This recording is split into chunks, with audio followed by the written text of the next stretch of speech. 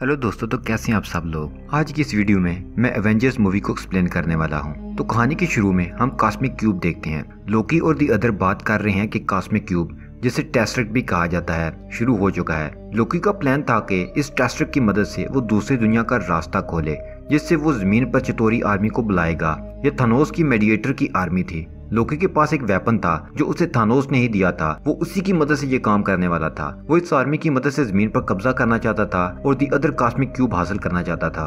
अब next scene में हम शील्ड एजेंसी देखते हैं, जहाँ निक फ्यूरी आता है। फिल कोल्सन जो कि उसका एजेंट है, वो उसका वेलकम करता है। निक फ्यूरी को बताया जाता है कि ये कॉस्मिक क्यूब कुछ दिनों से अजीब बिहेव कर रहा है। गैमा रेज के साथ साथ कुछ और रेज भी निकाल रहा है। ऐसा लगता है कि ये स्टार्ट हो रहा है। इस मामले को देखने के लिए स्पेशलिस्ट एरिक सेल्विक को बुलाया जाता है। वो उसे देख ही रहे होते हैं कि क्यूब से एनर्जी निकलने लगती है और वर्म होल खुल जाता है। तो इससे लोकी वहां आ जाता है। वो इन लोगों से फाइट करता है और उनसे वो कॉस्मिक क्यूब चुरा कर भाग जाता है। निक फ्यूरी को जब लोकी के इरादों का पता चलता है तो वो अपने पुराने प्रोजेक्ट एवेंजर्स इनिशिएटिव को अब फिर से शुरू करने का प्लान बनाता है। यानी कि सब एवेंजर्स की एक टीम बनाई जाएगी जो लोकी से मुकाबला करके वो क्यूब वापस लाएगी और दुनिया को बचाएगी। यहाँ हमें ये भी पता चलता है कि उनके पास एक और वेपन है जो उन्होंने क्यूब की एनर्जी से बनाया था, जिसे फेज 2 कहते हैं। वो इसकी मदद से दूसरी दुनिया से आए खतरनाक लोगों से फाइट के लिए यूज करना चाहते थे। लोकी ने हमले के दौरान एरिक सेल्विक और ब्रेटन यानी हाकर को अपनी पावर से अपने कंट्रोल में कर लिया था ताकि वो उसके लिए काम करने लगे। अब निक फ्यूरी, नताशा और कोल्सन के साथ मिलकर एवेंजर्स को इकट्ठा करने का प्लान बनाते हैं ताकि टीम बनाकर लोकी को रोका जाए। सबसे पहले वो captain America the first Avenger के पास पहुंचते हैं और उसे कहते हैं कि तुम्हें कॉस्मिक क्यूब के बारे में तो पहले से ही पता है। लोकी उसे ले गया है और दुनिया को तबाह करना चाहता है। तुम्हें हमारी हेल्प करनी होगी।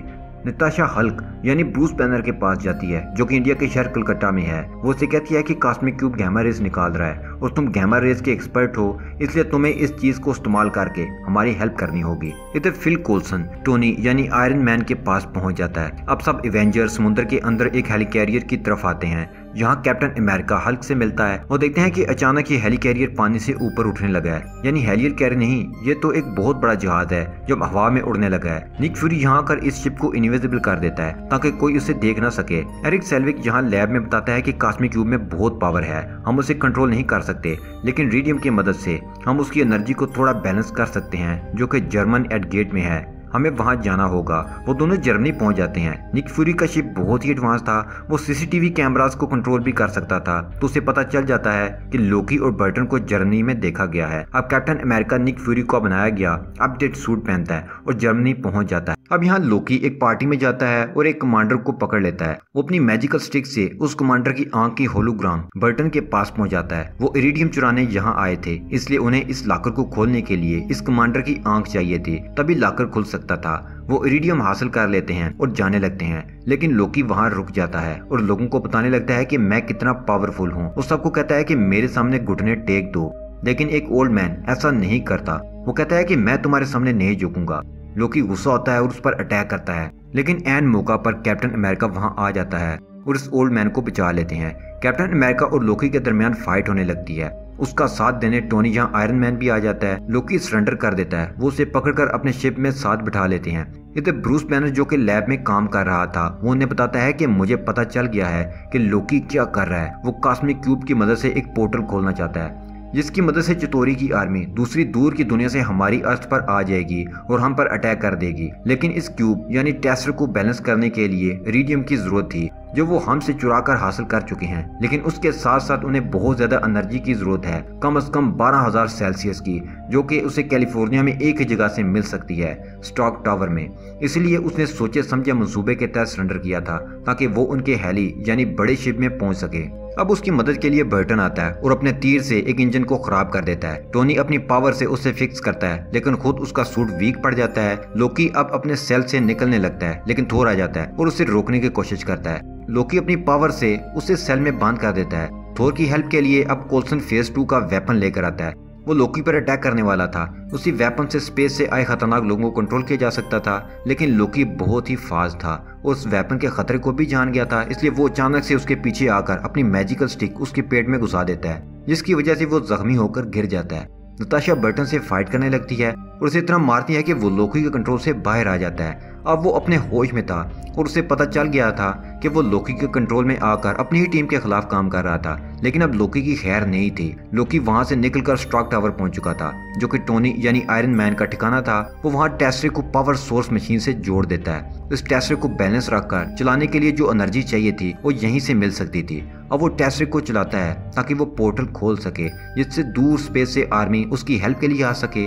निक फ्यूरी कैप्टन अमेरिका और टोनी के साथ बात करता है कि हमने अपना काबिल एजेंट कोल्सन खो दिया है। हम तो एवेंजर्स को इकट्ठा करना चाहते थे ताकि सब मिलकर लोकी को रोक सकें और फ्यूचर में भी बाहरी खतरों का मुकाबला कर सकें। यहाँ सब सोचने लगते हैं कि हम उसे पकड़ कर भी हार क्यों रहे हैं, हम कहाँ पर गलत हैं। तो टोनी को समझ आता है कि उसे तो बहुत ज्यादा पावर चाहिए थी और वो तो मेरे ऑफर से ही उसे मिल सकती थी। वो वहीं गया होगा, हमें वहीं जाकर उसे मारना चाहिए। अब वो उस तरफ निकल पड़ते हैं ताकि उसे दुनिया को तबाह करने से रोका जा सके, क्योंकि अगर चिटोरी की आर्मी जमीन पर आ गई तो वो बहुत तबाही मचाएंगे और बहुत से लोग भी मारे जाएंगे। और दुनिया पर कब्जा करने के बाद वो बचे हुए लोगों के साथ क्या करें कोई नहीं जानता, इसलिए उसे रोकना लाजमी है। लोकी पोर्टल खोलने में कामयाब हो जाता है, जिससे चिटोरी की आर्मी वहां जाती है। वो बहुत ज्यादा पावरफुल थे, वो कैलिफोर्निया के लोगों पर अटैक कर देते हैं। यहाँ सब आम आदमी थे, वो उनका मुकाबला क्या करते, इसलिए यही नजर आ रहा था कि वो जल्द ही सब कुछ तबाह कर देंगे, जिससे लोकी की फतह यकीनी है। लेकिन रंग में भंग डालने सुपर हीरोज यहाँ आ जाते हैं। यहाँ captain America, Hulk, Iron Man, Thor, Burton सब मौजूद थे। यहाँ वो ब्रूस बैनर को कहते हैं कि तुम्हारा गुस्सा होने का टाइम आ चुका है।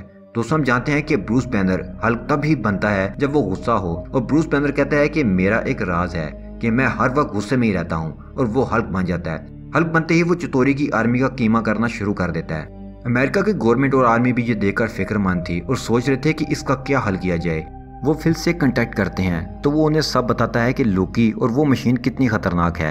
वो कहते हैं कि अगर मशीन तबाह नहीं की जा सकती तो हम उसका पावर सोर्स ही कट कर देते हैं, जिससे मशीन रुक जाएगी।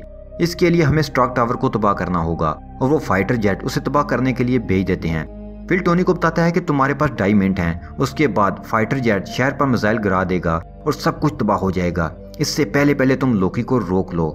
वो सब कोशिश करने लगते हैं। सारे सुपर हीरोज इविल आर्मी से फाइट में लगे हुए थे और लोकी के साथ भी। नताशा लोकी की स्टिक लेकर टेस्ला के पास पहुंच जाती है और वर्म होल यानी वो पोर्टल बंद करने लगती है।